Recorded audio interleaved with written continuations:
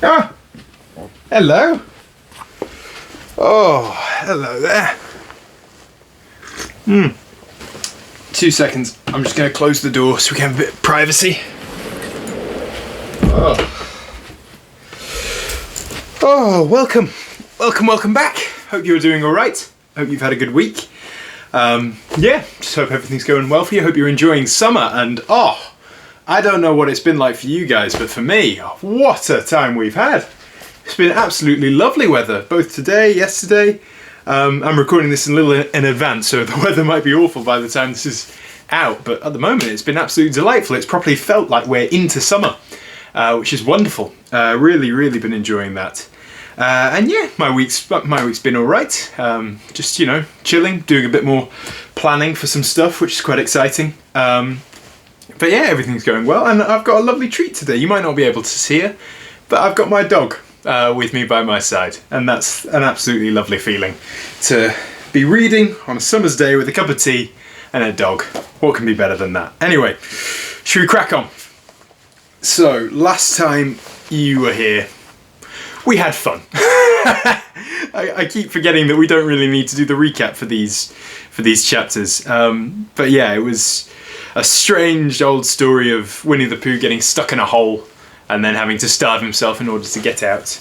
And now we're moving on to chapter 3. And yeah, I'm really enjoying doing these weird little stories. They're quite short, quite fun, harmless, and just really good to share with you guys. So yeah, thank you so much for joining me. Take some time out of your day, get a cup of tea or whatever you prefer.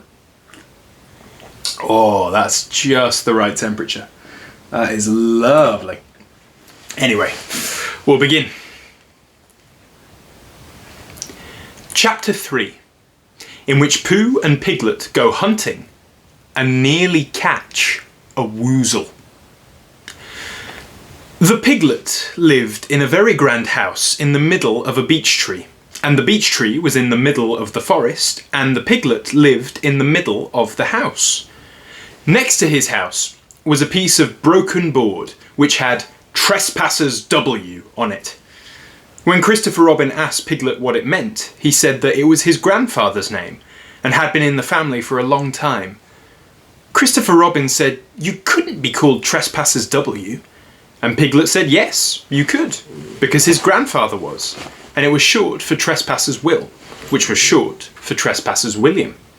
And his grandfather had had 2 names in case he lost one. Trespassers after an uncle, and William after Trespassers. I've got 2 names, said Christopher Robin carelessly. Well, there you are, that proves it, said Piglet.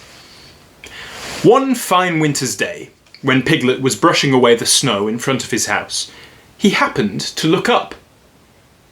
And there was Winnie the Pooh. Pooh was walking round and round in a circle, thinking of something else. And when Piglet called to him, he just went on walking. Hello, said Piglet. What are you doing? Hunting, said Pooh. Hunting what? Tracking something, said Winnie the Pooh very mysteriously. Well, tracking what? Said Piglet, coming closer.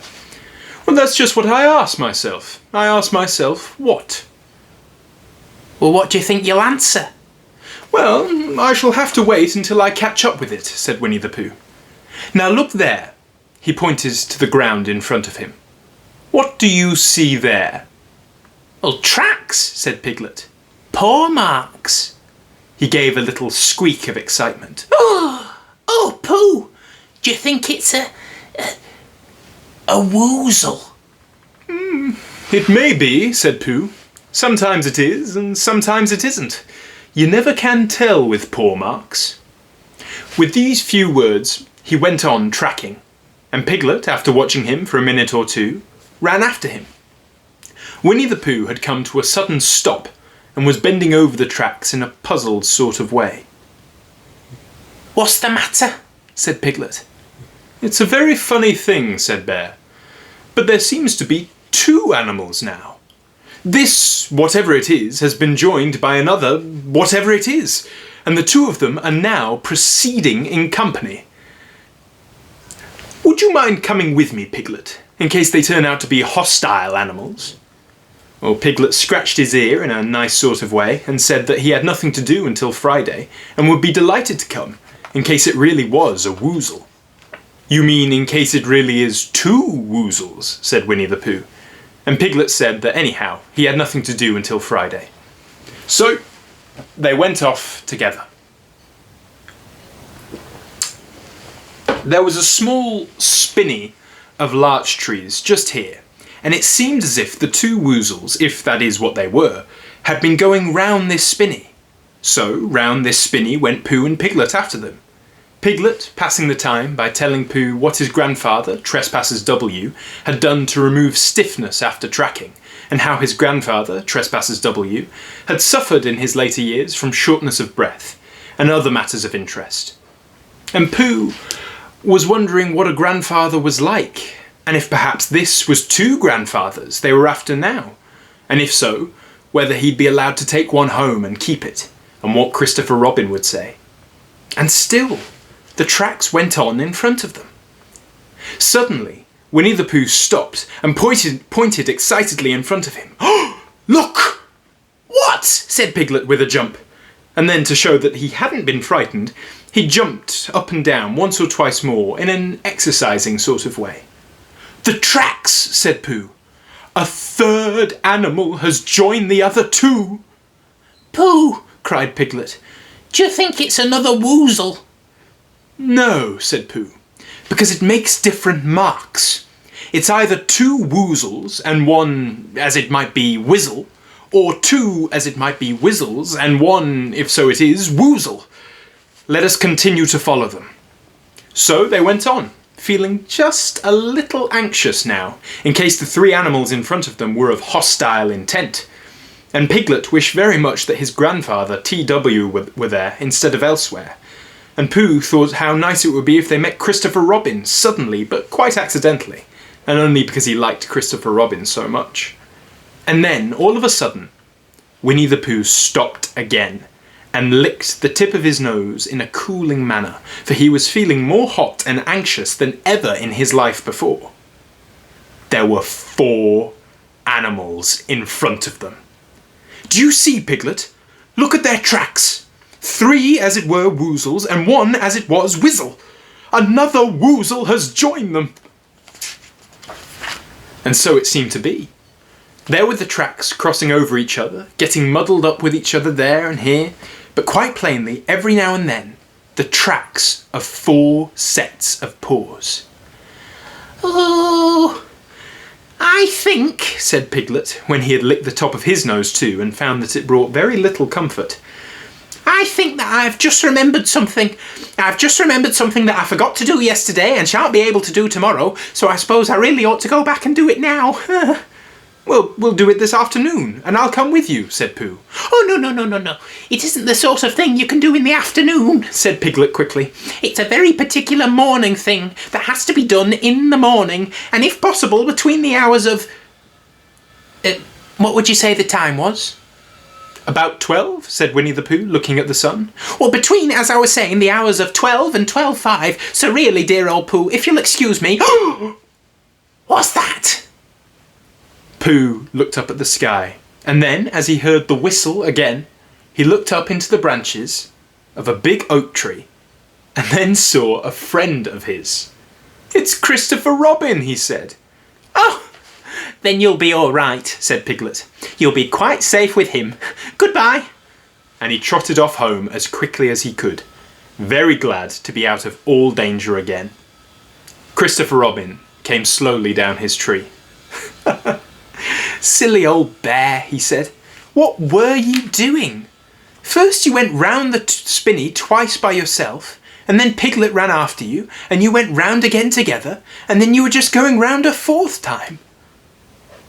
"Wait a moment," said Winnie the Pooh, holding up his paw. He sat down and thought in the most thoughtful way he could think. Then he fitted his paw into one of the tracks, and then he scratched his nose twice and stood up.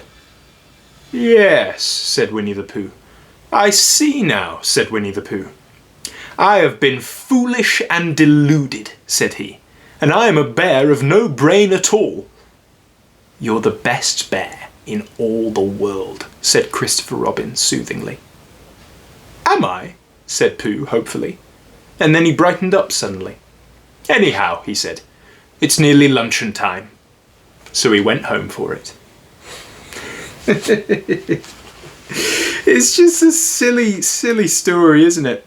Of, you know, the chapter suggests, oh, they're going on a hunt, they nearly catch a woozle, what's going to happen? And then ultimately all the story is they just run in circles after their own tracks.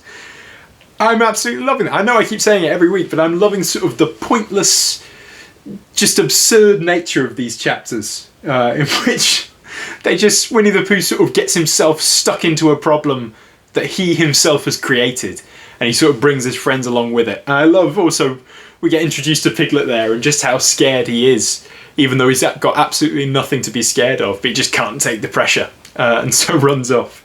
But you know, it's such a weird and wonderful world of this Winnie the Pooh. But I'm absolutely loving it.